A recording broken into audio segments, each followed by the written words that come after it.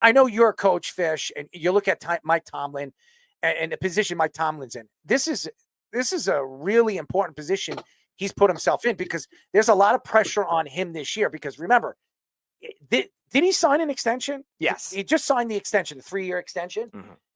You're going into a season where you've never had a losing record. Yeah, never a losing season. And your division is probably the best it's ever been. This is probably the best division. No question it's the best division in football, but this could be the best division in the last 15 years. That's how good the division is. Every single one of these teams have quarterbacks or quarterback. They all have good defenses. They all have pretty good offenses, and they're all explosive in many different ways. So it could go either way. Any one of these teams can win the division. Anyone. I think 3 out of the 4 teams are making the playoffs. I really do. I wouldn't be surprised, and I don't think this is going to happen, that all 4 teams can make the playoffs. It's crazy, but it could happen.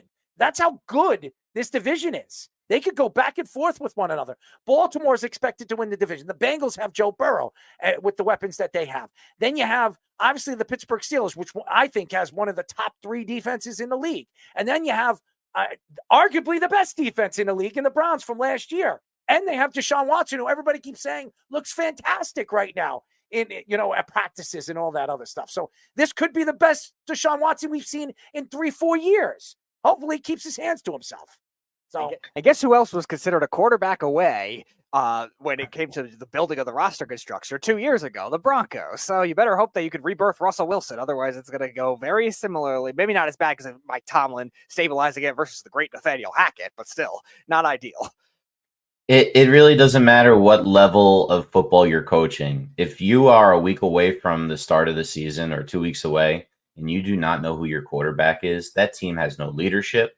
That team from on the offensive side of the ball, there's divided camps and cliques within the team on who wants who. They're talking about it. It's an issue. Every coach that's ever had a situation like this knows there'll be people that want the other guy. There'll be people say both of these guys stink. There'll be people that kiss up to Russ because they want targets.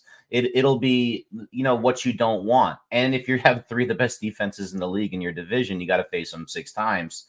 This could be one of those Steelers seasons, and you've seen Tomlin have these seasons where it just does not start out well, and then everyone writes them off, and by the end of the season, they go on a run, win like 5-6 straight games, and they end up around a little bit over 500. It could be one of those type of years with them. I don't really think it's a good spot to be in, especially with Russell looking a little bit in a decline right now as far as what you're seeing. The offensive line has played horribly in the preseason for them, which has been a shock. So they've got a lot of work to do. But again, you have the longest tenured, I believe he's the longest tenured head coach in the NFL. And it's really, really important to trust in the fact that there's a reason why he's that guy. So there's a real good chance he can get that out of Justin Fields and turn around. It just might not happen overnight, guys. We will have Jarrell Worthy on the phone tonight. I think he's driving home from practice. Yeah. He's been at practice all day, and then he's got to bring his kids back after that. So we will have him. We'll have him on the phone. He is going to join us tonight because he missed us on Tuesday. So stay tuned. He's a really good kid, a really good guy. I say kid because I'm older than him, but he's a really good guy. He knows the game of football, and he knows Aaron Rodgers. So. He's worked and trained with Aaron Rodgers in the offseason over the years, and he knows him just as well as anybody does. So I'm interested to get him on. What's that bark over there? Is that your dog right there? No, it's just muted, so I don't know. Somebody's it was my dog all the way downstairs. She's pretty after Wednesday's joint practice with the Jets and the Giants, Sauce Gardner was at a loss for words when he was asked about Daniel Jones. Sauce was stumbling when he was answering the questions and eventually called Jones good and a good quarterback, but also said he got distracted. He added that he thought that he was going to pick him off, but he changed his mind and threw a short pass to Wan'Dale Robinson instead. Malik Neighbors said that Sauce has every right to talk because they outplayed the Giants offense, who Neighbors said beat themselves. The Giants offense was 11 for 18 for 154 yards, versus the Jets starting defense, including 9 straight completions, but no passes were over 10 yards down the field. Both coaches say they are not sure if the starters will play a lot in their preseason matchup on Saturday night. First of all, Aaron Rodgers is not playing Saturday night. So take that out of the conversation. He is not playing. You will not see Aaron Rodgers step on that field knowing what happened last year, running on the field on Sunday night, right? It was Sunday Night Football? Monday Night Football. I'm sorry, Monday Night Football. I always mess that up. But it was Monday Night Football. It was the last game of the week, and he ran on the field, and in 4 plays, he was done with the season. So that's not going to happen. But I will say this. Sauce Gardner was not really out there, and he pretty much is telling you that he wasn't excited or watching what Daniel Jones was doing on the field, because he was pretty much throwing Daniel Jones to the dogs, to the wolves, because nobody thinks that Daniel Jones is any good. But it's a practice. And as you hear Allen Iverson say, practice? It's just practice. It's the same thing. You don't know what Daniel Jones is going to do in a game. And you don't, in a preseason game, means absolutely nothing. It means nothing. So for anybody to come out there and say, well, they were 11 for 18, 154 yards. If he was 11 for 18, 154 yards, that was pretty good. Okay. 11 for 18, his completion percentage is pretty high, and 154 yards. Did he throw any interceptions? That's my question. The answer is no. He threw 2 interceptions in his last preseason game. So he's cutting those interceptions away. So, I mean, that's a good sign if you're a coach.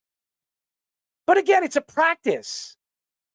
And I'm not going to throw Daniel Jones out there and say, hey, because he didn't look good in that preseason game, or because he couldn't stay healthy for the last 2 years, he's not going to have a good season. I don't know what Daniel Jones is. But I also believe that the Giants didn't give him enough weapons going into a season. Malik Neighbors is a nice guy, but if teams know that Malik Neighbors is going to be the guy, what are they going to do?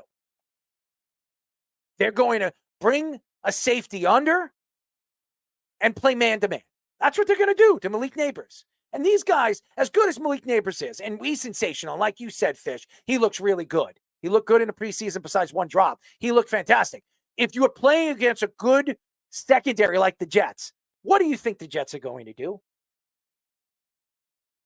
That's what I'm saying. And there are a lot of teams just as good, and maybe not as good as the Jets secondary, but just as good in so many different ways. I mean, the Houston Texans, they have a very good secondary. They're very good. Stingley's pretty good. I mean, if you go back and you look at some of these teams, if I look at these defenses, Baltimore has a very good secondary. The Browns have a very good secondary.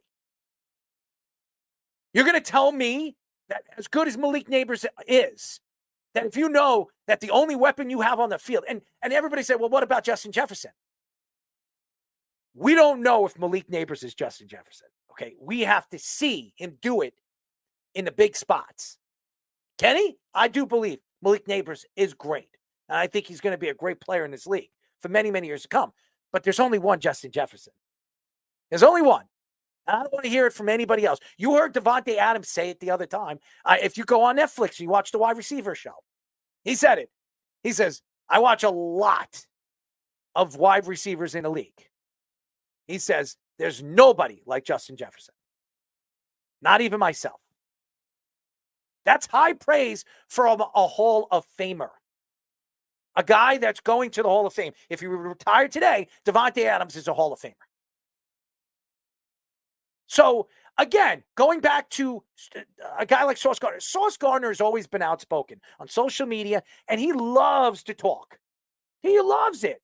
It's his favorite thing. When you think of Sauce, you think of his famous sauce for what is Buffalo it? Wild Buffalo Wings. Wild Wings, the sauce wings, or his famous sauce little, his chain. Yeah. or just him dancing around and prancing around on the floor, hearing skeet, skeet, skeet, that stupid song. I mean, every time you see Sauce Gardner, and I know Sauce Gardner for who he is as a personality, those are the things that pop up in my head. Everybody's going to say, so you don't think he's a great... Sauce Gardner is the best corner in the NFL. Yeah. Hands down. I think he's the best corner in the NFL. So, of course, the press is going to go to him and say, what do you think about Daniel Jones? He's not going to throw Daniel Jones on the bus, but he pretty much did because he said he got distracted. How do you get distracted, ladies and gentlemen? How do you get distracted? Are you going to tell me right now when the press is talking to you, you're lost for words, you were looking at your phone, or you're putting up a tweet, you got distracted? They asked you a question, you couldn't even answer it. And then you said, oh, he's a good quarterback. Good? These are things that you just read off of their faces, the way they respond to things. You know, Sauce has a love fest for Aaron Rodgers. Every time they ask him about Aaron Rodgers, he's got a smirk on his face, a smile on his face. He's got a love fest. I'm surprised that Sauce doesn't get on his hands and knees and give, Aaron Rodgers a nice little blowy. Speedy would like that, right? No, you wouldn't like watching Sauce Gardner give Aaron Rodgers a nice little. I'm just asking. I mean, it would be a good question. I don't know.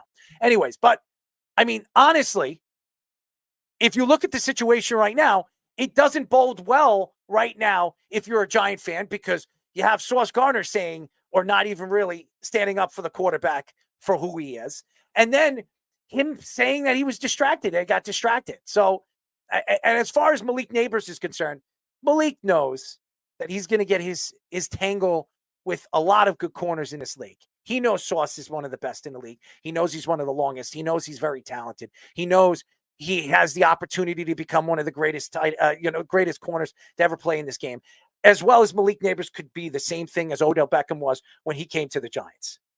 We have to see how this all works, but it is not boding well right now if you're a Giant fan when you have opposing players practicing with your quarterback and not really giving him any respect on a football field. So that's my opinion. Yeah, Fish. You're muted, Fish. Hard to argue, guys. Hard to argue. If you can't insult somebody because all you're doing is trying to think of nice things to say about him, and you can't think of any, and he's just like, yeah, he's good. That's pretty bad. That's like saying someone it looks nice. Like it's like telling your girlfriend, you look nice. That's not gonna cut it. That's not a good enough compliment. You're wearing? You're gonna get in the doghouse for that one. Hey, that short skirt, that looks pretty good on you. I wonder how that looked on your pretty sister over there. And it's sexual. Now, if you said that, they might like the attention. But if you go, oh yeah, it's nice, they're gonna be like, nice. What do you nice? What do you mean nice? You don't think this is hard? You think it's horrible? And that's what the arguments can do. That's the equivalent of what Sauce just did to Daniel Jones. And it's not even his fault. He shouldn't be being asked about it. It was just an average quarterback he was going against in practice at best. And he was doing dink and dunk because no one's dumb enough to try to throw against Sauce, really. And that's what happened. That's all it was. And Daniel Jones just catching strays from everybody this preseason. Just everybody is like raining on my parade as a Giants fan. You're gonna sing "Raining Men"? Happy. You're gonna sing "It's Raining Men"? Speedy, you have it? No, I'm not singing that right now. Darrell is in now. We don't need to. No, we don't need to embarrass that kind of thing. I'd be willing to bet you can get Drew Lock to sing it for us because that dude loves singing on the sidelines. Raining Men. I don't know. He was doing some other rap songs, but Drew. Look, could you imagine? Give me 5 quarterbacks before we get Jarrell in. We're going to go to a sports minute, but I just want to give me 5 quarterbacks that would look funny just singing "It's Raining Men" together. 5 quarterbacks. It would be hilarious. I've got 5 of them right now in my head. Give me 5 of them.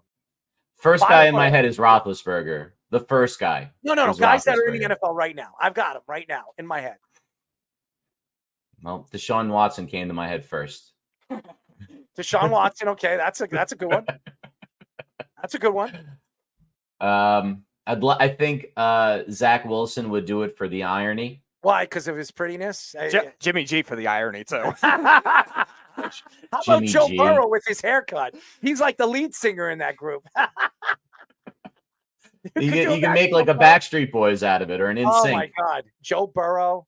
How about Kirk Cousins? Do you remember? Yeah, have you ever heard him sing? That's hilarious. It's not great. That is hilarious. I mean, could you imagine him singing in a boy band? Oh my God. Jarrell says in the Holy private crap. chat he approves of the I'll Kirk Cousins. blow the hell up if I heard Kirk Cousins singing a boy band. I mean, by the way, his woman dresses him. Him and his flannels and all that other stuff that he wears. But that's a whole nother story. Cole's Cash, man. Cole's Cash chain. Jarrell will be the backup singer. Anyways, when we come back, we will be talking to former Packers, Bills, and Buccaneers defensive lineman Jarrell Worthy. 631-672-3108 is the number to call. You're listening to the Sports Loudmouth. I'm your host, Errol Marks, my co-host, Speedy. Petey, remember, you can go to our website at www.worldwidesportsradio.com. Check out all our shows throughout the week, including the Loudmouth with me and Speedy Petey every single Tuesdays and Thursdays at 7 p.m. All you have to do to tune in and check out all our local listings for all our shows is go to our website at www.worldwidesportsradio.com. I'm not going to get into the Bovada thing because I want this guy to get on. I know he's been very, very busy. He's been training. He's been teaching. He's been coaching. And he's definitely not hanging out with Speedy in the closet. We are now talking to former Packers and Bills, Buccaneers defensive lineman Jarrell Worthy. Jarrell, what's up, buddy? Man, what's going on, guys? Super excited to be out here at the show. As you guys can see and hear, I'm at the youth parks tonight, so I'm out here inspiring the youth, man. Very, very excited to be appearing again on your guys' show, man. So I appreciate you guys for having me out.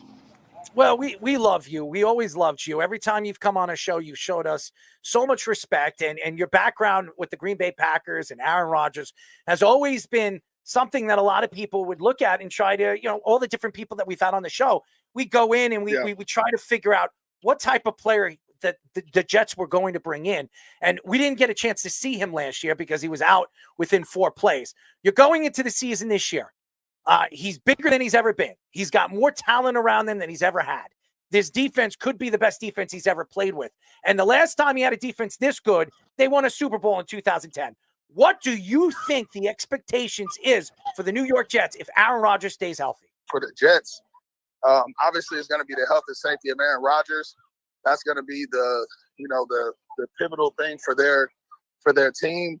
But realistically, it's just going to be the play calling, getting the ball out quickly, play action pass, utilizing the run game. I know they signed a couple veteran offensive linemen, so everything is going to come down to the protection of Aaron Rodgers. I mean, he doesn't have to be the Aaron Rodgers of old, but he just has to be efficient and effective. And honestly, get the ball out of his hands, get the ball to your playmakers.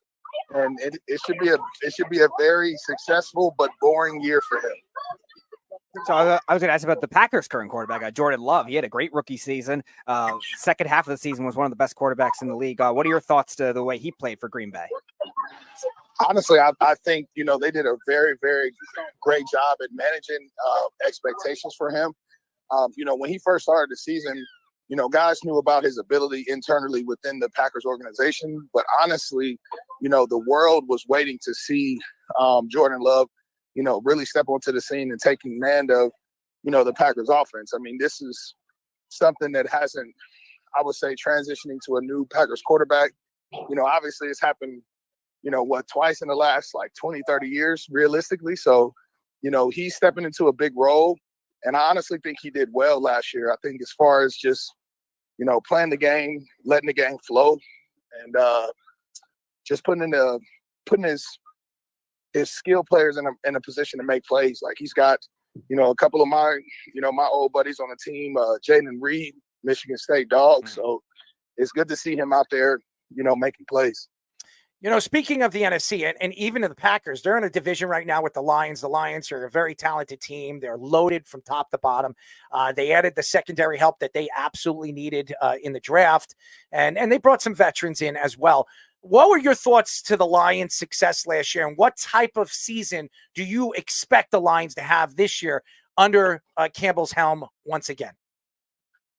Well, I mean, if they're living up to expectations, I expect them to take another step forward. I mean, you're talking about a very exciting NFC North at this point in time right now. You talk about Chicago, they're going to be improved. You talked about how Caleb Williams, everyone saw how well he did throughout the preseason and whether or not the plays that he was able to make in college can transition over to the NFL. And obviously we see that it can.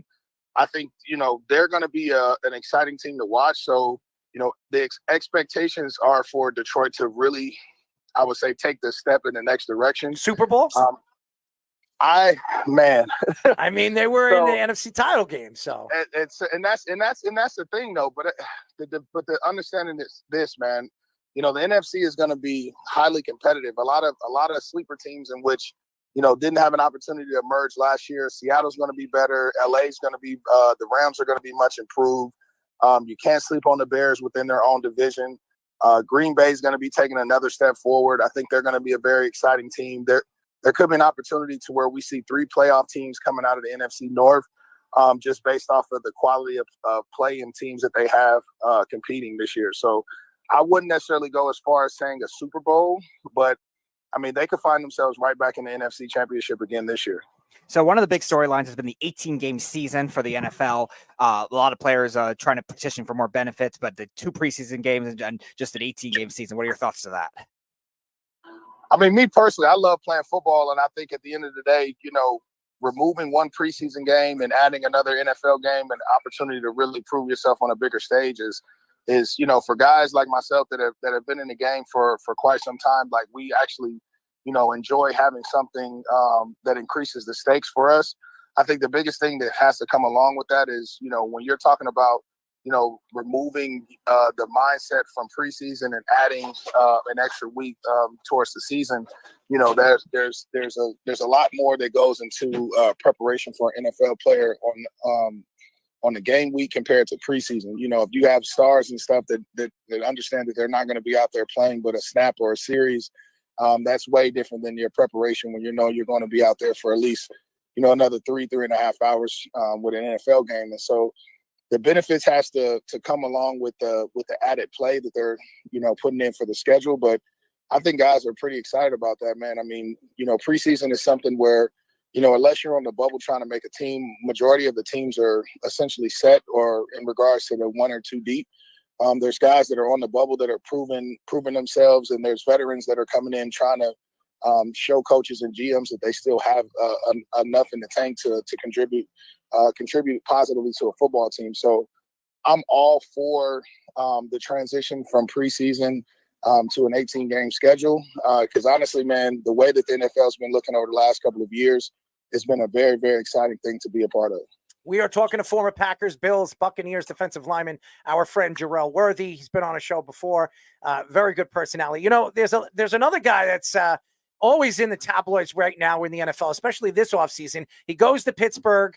Pittsburgh's only paying him $2 million or whatever, $1.5 million. The Broncos are paying him $200 million to get him out of town. And now you're hearing stories that nobody in the NFL really likes this guy. Now, I don't know him personally, but we know he's married to a superstar in Sierra. And he's a guy that obviously thinks he's bigger than the game, or thinks that he's bigger than any team he's played for. What are your thoughts of some of the stories that you've heard from Marshawn Lynch to some of the defensive players that he's played with, or offensive players, and even the Broncos, when Sean Payton was up there talking to the press before the season was last year, saying that he's my quarterback, and then really throughout the season throwing his quarterback under the bus, maybe because he didn't like him. So what are your thoughts to Russell Wilson? What have you heard about him? Do you really think he's that bad of a guy?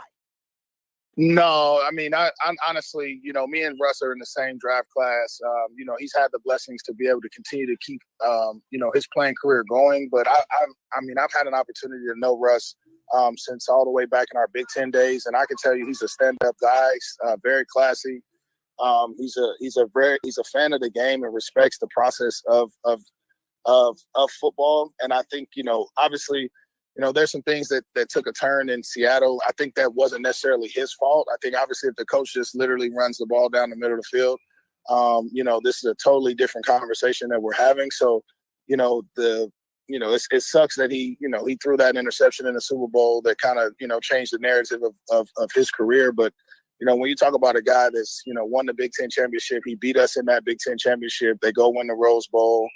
He's an underdog coming into the NFL and had an opportunity to go out and be a starter for a franchise and ultimately win them the Super Bowl. I think, people kind of overlook, what he was able to bring to that table. Yes, they had a phenomenal defense, but also at the same time, man, they still had to get the ball to the playmakers on time. And, you really can't discredit, Russ for what he was able to bring to the table during those times. I mean, I've been on the bad side of a Big Ten championship against Russ. I think my rookie or second year, I was a part of the fail Mary out there when they beat us, when Green Bay and Seattle beat us. So, I mean, I've been a part of a few different debacles when it comes to competing against Russ. But as far as the athlete, the man, the person, he's an upstanding gentleman, man. And I think, he's starting to get a little bit of the short end of the stick.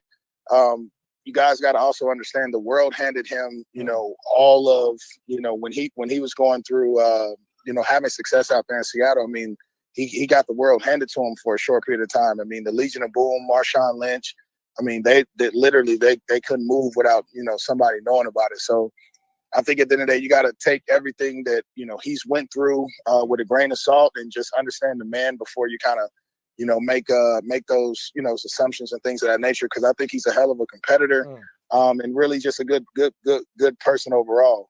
Now, what he brings to the table, and obviously, outside noise, he's dating a superstar, R&B singer and Sierra and things of that nature. Obviously, there's going to be some things that kind of come to the locker room that could, throw some rifts in there. But I think at the end of the day, overall, he means well. He's a good person, and there's some things that are kind of falsely portrayed when it comes to Russell. Very well said. Very interesting. I didn't think I was going to hear something like that, but thank you, Jarrell. I really like that. So before I ask my question, I just want to make an announcement to the fans. Tim Hardaway will be coming on after this interview with Jarrell. He'll be coming on around 9. So Jarrell, I want to ask about another former Packer, Devontae Adams. He's been in a lot of trade rumors this offseason, mainly with the Jets, but he's had some mixed reviews on the Raiders. Do you think he gets traded? Do you think the Raiders should trade him? Yeah, I honestly, I think it's going to be a tough decision, man. I mean, the Raiders are going to be in the market for a quarterback no matter what. And I know, it's tough knowing the competitor that Devontae is. It's going to be tough to watch him go through another tough year. He's, at the end of the day, the money is nice. Las Vegas is nice. It's a beautiful place to be a part of. But I mean, at the end of the day, you're getting paid millions of dollars to get your head beat in. And I think at the end of the day, Gardner Minshew, from the reports that I've read this offseason, he struggled. Aiden O'Connell has struggled. And Devontae Adams is used to playing with an alpha dog. I think some of the leadership can only go so far in the locker room. At the end of the day, when you get to the level and the point of his career, you want to win. And so I wouldn't be surprised if he ends up as a trade target if the Raiders start to stumble out the first five games of the year. In most cases, I think, with the NFL season, I think you give it around the first 5 games to determine whether or not, you guys are going to be actually, competitive for the year. And if they stumble out, 1-4, 2-3, or even, if you take it to 6 games that matter, they start 2-4, I think you'll start to see him, pop up a little bit more in those trade talks, just because you got to get some type of value out of him at this point in time in his career. Jarrell, there's a lot of personalities in the NFL, and one of them is Tyreek Hill. And Tyreek Hill likes to speak. We all know that. He likes to, have his introductions felt, not only as the cheetah, as he calls himself, in his secondary or third dairy type of player. I don't know, whatever he calls himself. But he said something very interesting. He was interviewed at one of his practices, and Noah Lyles said something about, NFL players winning a world championship and saying that they're not world champions. And then obviously Tyreek Hill came out and said, what does he know about world championships? He barely won his world championship, and he didn't even win, which he did. He was the fastest man in the world, but he said he could go out there and he can outrun Noah Lyles. What were your thoughts when you heard Tyreek Hill come out, pretty much throw, Noah Lyles to the wolves the way he did, and then all of a sudden said, I can go out there and beat him in a race any day, anytime? Man, I love Tyreek's confidence. I think, I personally think he has an opportunity to put on a great show against Noah Lyles. I think the ultimate thing about Noah is that it's not really necessarily the start. I mean, Tyreek is going to have a phenomenal start. I think it's really the midway part through 100 meters where Noah seems to just, walk some of the fastest men alive or on this planet down to win a gold medal. So I think that's going to be a tough task for a guy like Tariq, who essentially, if you're not practicing and that's not your craft every day, it's going to be tough to just kind of walk in there and dominate an Olympic gold medalist like that. But I do give him a shot. If it's anything, 50, 60 meters and under, I think I give him an opportunity. But if he starts to stretch that 100, especially that 200 meter, then, he's going to be in for a tough day against Noah. Now, I think Noah just goes through a situation where, yes, you compete against a lot of the world champions. You're on a big stage. You have an opportunity to win gold. You have an opportunity to showcase how great you are.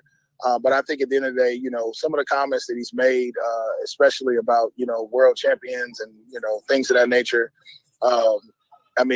You got to do a lot of educating, man, before you just really run around and try to make those types of comments, because essentially, the United States has some of the best athletes, in the world, some of the, especially especially in NFL and the NBA. And so I just, I kind of stand with my NBA and NFL brothers that kind of, they were out rooting against him a little bit. And, I personally didn't want to see him lose, when it came down to the 100 and 200, just because it's something that hasn't been captured since, 2002 or 2004 or something like that. So, anytime you get a chance to make history, I'm always rooting for the guy. I think really it's the post event, post track meet, or anything you want to throw out there that's where the comments are just kind of rubbing everybody the wrong way. And so I give Tariq Hill, man, an opportunity in that 50, 60 meters. I think he's a hell of an athlete. I played against him quite a bit of times, and he's definitely a difference maker. It's just, for me, it's hard to knock off my man's a gold medalist in the 100-meter dash. Obviously, COVID or no COVID, he still, took top 3 in the world in the 200. And I think, that's just going to be a tough competition to knock off. So Tom Brady had some interesting comments at the beginning of the week. He was saying rookie quarterbacks should never start. So you, as somebody that's been coaching, you run the Metro 7 program. What are your thoughts to the youth development of these quarterbacks at different levels and Tom Brady's comments overall? I definitely think that, where the game is going, the type of talent that's coming into the league, especially at the quarterback position, man, people don't understand, these kids are getting trained nowadays, starting at 10 years old, 12 years old. To be honest with you, we have a kid that's on our Metro 7 team right now, named Cash Smith. He's 10 years old. This dude has almost 100,000 followers on social media. So you have to also understand, these people are, there's families and there's young men out here that are tailored towards being, elite at that position. And that's obviously the one position, like being a point guard or shooting guard in the NBA or WNBA, it takes repetition, and it's something that you got to practice every single day. And so you start to see the amount of talent that's coming into the college football. You see the amount of talent that's coming into the NFL. You see all of the money and the financial support that goes into getting the right quarterback for your university or school. At the end of the day, man, if you have a guy that can, take 5 janitors and win a game like how Tom Brady is, then I think I don't necessarily care what the age is, man. You gotta put him out there. I think Caleb Williams is gonna fit the mold, and he's gonna be one of those guys who can literally take somebody out the front office and put him out there in the slot, and he'll get 100 yards receiving. You know what I'm saying? Just based off of how Caleb Williams approaches the game. A guy like Jaden Daniels. I'm interested to see the quarterback battle that's going to be taking place in New England. I know that they drafted high with Drake May, but I think that, Joe Milton is going to be somebody that's going to, I don't think he's going to go quietly into the night, just based off of, the athleticism that he brings to the table.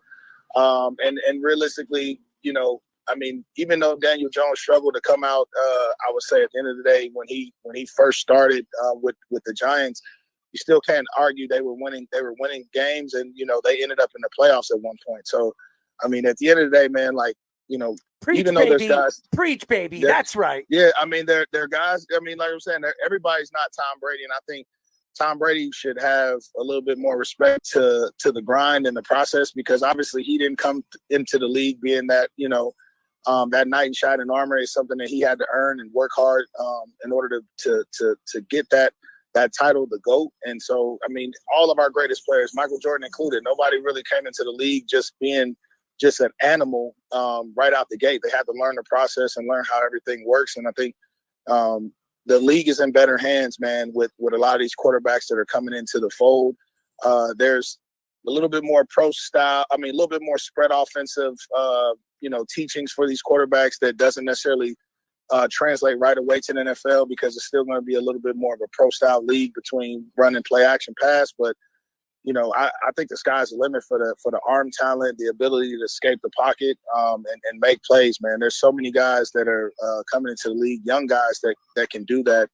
And as long as it's translating into wins, I'm all for it. Very well said. I mean, we've had you on the show many, many times, and I know you're very outspoken and you give such really good interviews, but your thoughts to all these, opinions, and very well said. I agree with everything that you've said.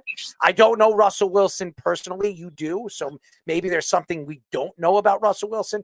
There's something, and by the way, we are talking to former Packers, Bills, and Buccaneers defensive lineman Jarrell Worthy. Last question for me, Jarrell, because I know you're a busy guy. You look at the NFL and you look at all these new rules, and the NFL is trying to make the game more fun to watch, and for some of these youngsters to really want to be the next superstar, the next wide receiver, the next quarterback, the next cornerback that's making $45 million, or quarterback that's going to make $1 billion in the future. What stands out of all the new rules and all the different things that you've seen since you haven't been in the game that you like, and what has stood out that you don't like? Well, obviously the overtime rule, the rule change, I think that's awesome, because it really just extends good football play, gives guys another opportunity to make plays. I'm not necessarily a fan of the kickoff rule, although there's been some really exciting kickoff returns thus far, up to this point. But I mean, obviously, I grew up in the Devin Hester era, the Dante Hall era. Like, I mean, honestly, at the end of the day, those guys made it happen with nothing. With in a phone booth. You know what I mean? So I think I think at the end of the day, they're trying some new innovative things, but I mean, it's hard to ignore, man. You got guys on that opening kickoff, first game of the year, a playoff kickoff, a rival kickoff, and now we're lining up 10, 15 yards from each other and waiting for the guy to catch the ball. I mean, it's taking all masculinity out of that phase of the game, and that's kind of the, if that's the case, you might as well, do punt like the same way too. I mean, I think at the end of the day, if you're going, like just one of the most exciting plays of football, man. If you're talking about one play in the game where everybody's camera is snapping, it's the kickoff. And so I think at the end of the day, you're just, eliminating, some lights, camera, action, just thinking that you're going to supplement, injuries. Guys are going to get hurt regardless. If you play scared, you're going to get hurt. Like if you're going out there and you're being aggressive, you have less likely a chance of being hurt than a guy that's more tense and timid. So I think at the end of the day, these rule changes are just doing nothing but creating more self-doubt for players in the league. They're questioning more. They're questioning how they can be better at their craft without, essentially hurting themselves or getting fined. You say lights, camera, action. You sure it wasn't Aaron Rodgers running on the field with the lights shining on him with the American flag looking like Captain America last year? Dude, how fucking, like, how dope was that? And then all of a sudden he just like a blown tire, just it was like crazy, bro. I mean, and I'm talking about he had all of America looking at him at that point. Yeah, and then all of a sudden just wham, in 7 seconds the whole game changed, and so the whole season changed for that, rather. Oh God! So I'm so excited to see him out there, because I'm telling you guys, like, obviously competing with him in Green Bay, he's something special. You see all the clips from the Jets practices and the way he's able to put place the football and put it to where only his receiver has an opportunity. I think he's got something to prove this year, man. You got to realize, man, like, Patty Mahomes and all of those, Josh Allen's and things like, they're falling off the tree of Aaron Rodgers. When you talk about the way he delivers the football, the way that they, operate in the pocket, I mean, just even the release of their football in general. I think it's it's something that they try to mimic, man. I mean, it's like Steph Curry in the NBA, bro. Oh. It's hard. Yeah, like people don't necessarily realize how talented of an arm he has. You were perfect until you mentioned Steph Curry. Man, look, I try to make sure that everybody knows at all levels. And when I try to make my comparisons, I try to keep everybody, informed. Well, we love you, man. Keep up the good work. And by the way, congratulations on all your success with your youth football league and your podcast right now. It's doing pretty well. Cut the check. So I would love to come on your podcast and go back and forth. So anytime, man, I would love. We gotta get some stuff set up, man. I'm definitely interested to get you guys on there, man. And we'll talk a little stuff. All right, man. Well, you're pretty damn good, so I can't lie to you. So look, it's all about the company you keep, man. You guys are good guys. Well, thank you, and so are you. And keep up the good work. And you better win this year because you don't want me to come out there and teach these kids a thing or two. I'll be like one of those. What was that movie? Like Peyton Manning. He's throwing the football. I'll go out there. The Saturday Night Live. Like the commercials where you got the kids and then they just suck and oh man, he throws the football at their head. Get out of the damn way.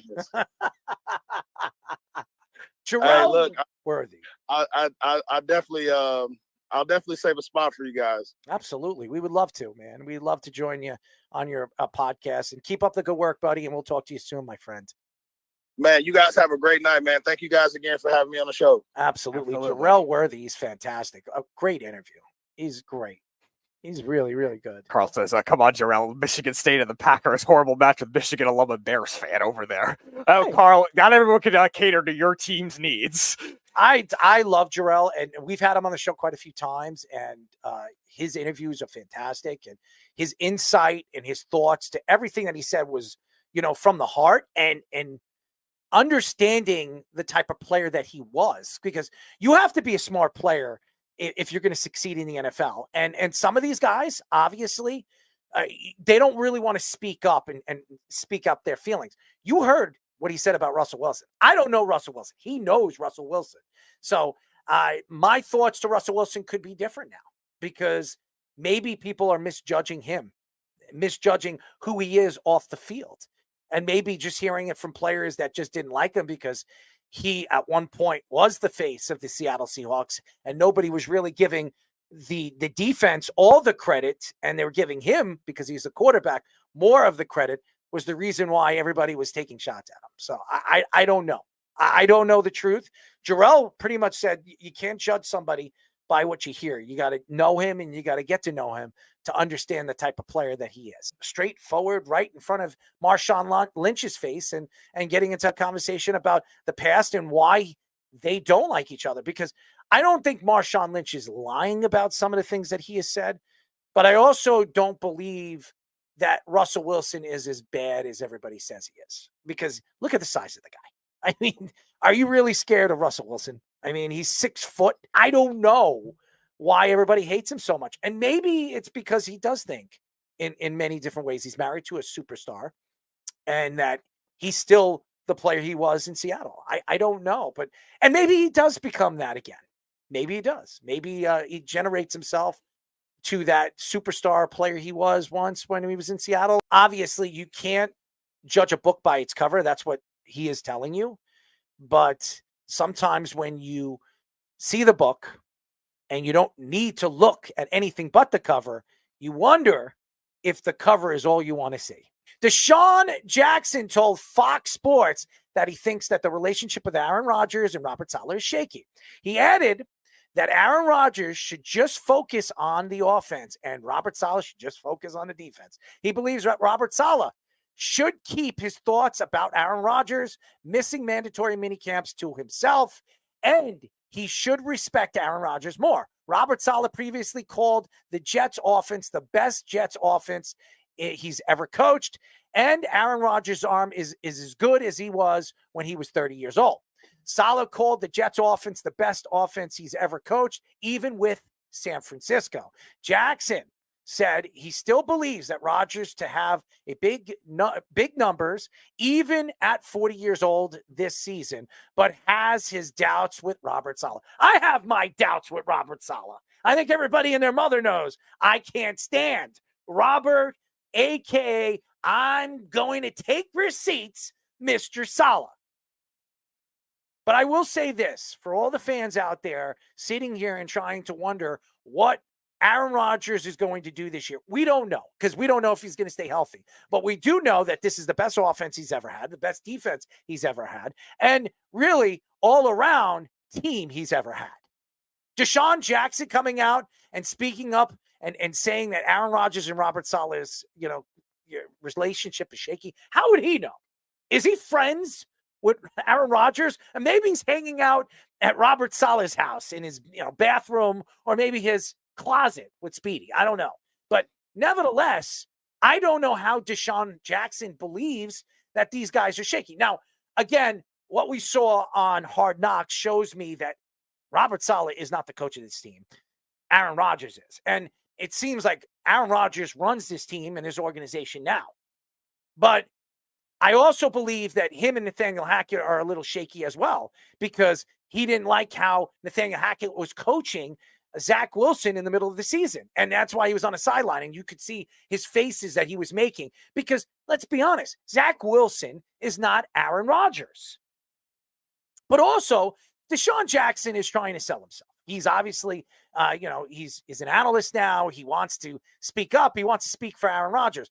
I think he is right that Robert Saleh should not be speaking for Aaron. And I think Robert Saleh should not only stick to defense. You're the head coach of this team. It didn't work for Rex Ryan here.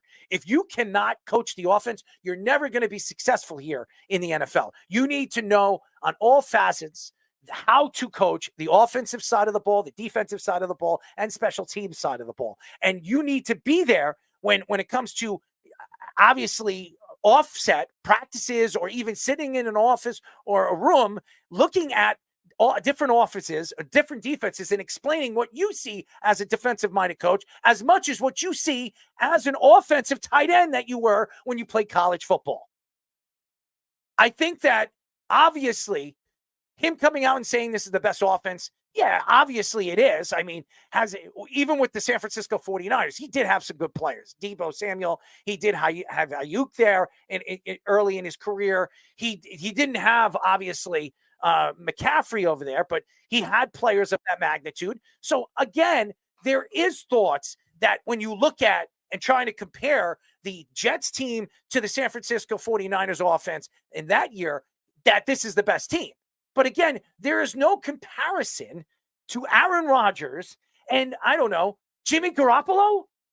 So there is no comparison. Jimmy Garoppolo is not a Hall of Famer. Aaron Rodgers right now could walk his way into the Hall of Fame. So DeSean Jackson coming out and saying that this relationship is shaky, maybe it could be true. But I want to know, how does he know? Does he hang out in Robert Saleh's underwear? Does he hang out as, does he have like an office, microphone in, one of the Jets' offices, or maybe Aaron Rodgers' locker and getting information from Aaron Rodgers' locker. Or maybe they're hanging out in the showers. I don't know what the hell or how this is coming out that he believes that it's shaky. All I do know is that in the beginning of the season, they have to play 3 games in 10 days. 3 games. They could be 0-3. They could be 3-0. They could be 1-2. They could be 2-1. I mean, it could go in many different ways. If it goes 1-2 or 0-3, Robert Saleh not only is going to be on the hot seat, Aaron Rodgers, you're going to hear things coming out from the Jets locker room that Aaron Rodgers doesn't want Robert Saleh there. And Robert Saleh thinks that Aaron Rodgers is a personality that he can't control. This is what happens in professional sports. And when we get Tim Hardaway on, he knows all about personalities, okay? It's all about personalities. It's egos. And when you have a superstar player like Aaron Rodgers out there and speaking not only for himself but for the team, and he's hanging out or he's not showing up to mini camps, hey, listen, he could do it. He could do whatever he wants as long as he shows up on the field and he plays well and not go down after 4 plays. If I were the Jets right now, I would try to keep this conversation that DeSean Jackson's bringing up, or even half these analysts are trying to find ways to throw the Jets under the bus, because over the years, we all know about clown organizations. Hey, I'm a Knicks fan. We all know about clown organizations. Finally, the Knicks have it right. So hopefully they have it right with the players that they have there. But I mean, with Julius Randle, I don't know. But again, that's a whole nother story. But the back with Aaron Rodgers, I think that the Jets have been a clown organization for such a long time. And they've had so many different quarterbacks and so many different GMs and so many different coaches.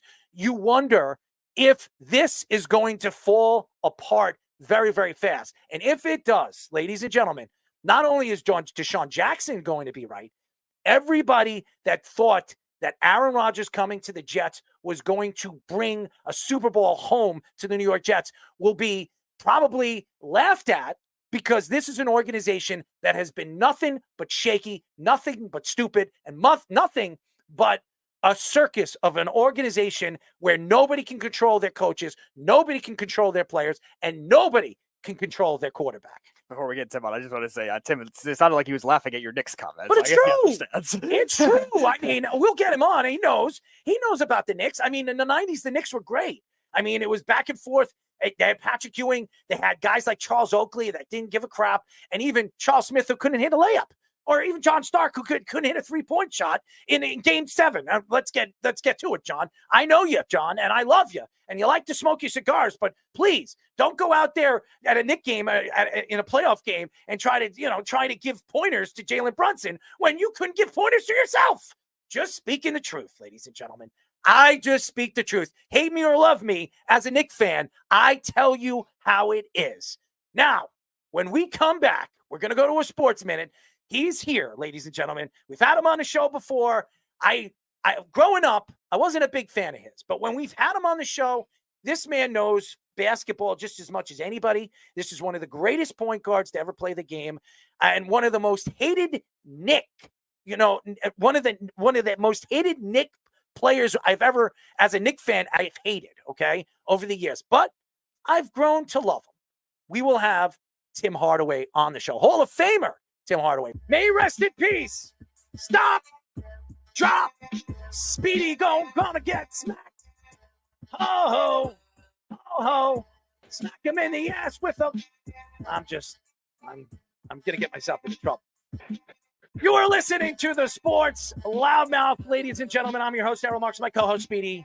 Go to our website at www.worldwidesportsradio.com. I am not a rapper, ladies and gentlemen. I am a DJ, but I am not a rapper, so don't quote me on that. DJ Premier, eat your heart out. Anyways, go to our website at www.worldwidesportsradio.com. Check out all our shows throughout the week, including the Loudmouth with me and Speedy PD every single Tuesdays and Thursdays at 7 p.m. All you have to do to tune in and check out our local listings for all our shows is go to our website at www.worldwidesportsradio.com. All right, ladies and gentlemen, he's here. He's back. Maybe he's a little lost. Maybe he was hiding. I don't know, but he's here. And he's dribbling the ball right to the camera. We're now talking to Hall of Famer point guard, Tim Hardaway. Timmy, what's up, buddy? Nothing, man. How y'all doing? You looking good, as always. You look the same as you did in the 90s and the 80s. I mean, man, I can't lie to you, man. I mean, you could probably play basketball still. I'm not going to quote myself, but you probably could. No, I turned 58 in 1 week. So, no, I'm not going to be playing any basketball anytime soon. But, I mean, the Jets got you round up, huh? They got you rallied up, huh? Oh, my God. Tim, if you listen to this show, and you should, I get rounded. I don't get wowed up. I get rounded up with everything that I speak about, because with me, I speak the truth. A lot of people hide behind the cameras, or they have their own thoughts and they spit out crap. I spit out truth. And what I see is what I see. And I'm not going to lie about it for any of the Jet fans. And I'm a Jet fan. And I wear my Jets hat proudly. I wear my Jets jerseys proudly. But I'm not going to sit here and say, oh, the Jets are going to win the Super Bowl. The Jets are going to do this and the Jets are going to do that. When we all know over the years, the Jets have good rosters, good teams, and sometimes we could say they're somewhat good quarterbacks, and they fall completely apart. A.K.A. Aaron Rodgers in 4 plays on Monday Night Football, which ended the season. I mean, yeah, injuries, man, injuries. You can't um, like get mad at him because he got injured. Injuries are part of the game, and that was very unfortunate. I've been there before when I had an ACL injury, and you out for a whole season, and you watching your team, and you can't do nothing about it, and it's just tough. It's just really, really tough for you to deal with that. I think Aaron Rodgers is going to come in and he got to prove himself again. You know, he got to prove himself. He got to go out there and make this team win. But all this all this little he say, all that type of stuff. Yeah, you got to.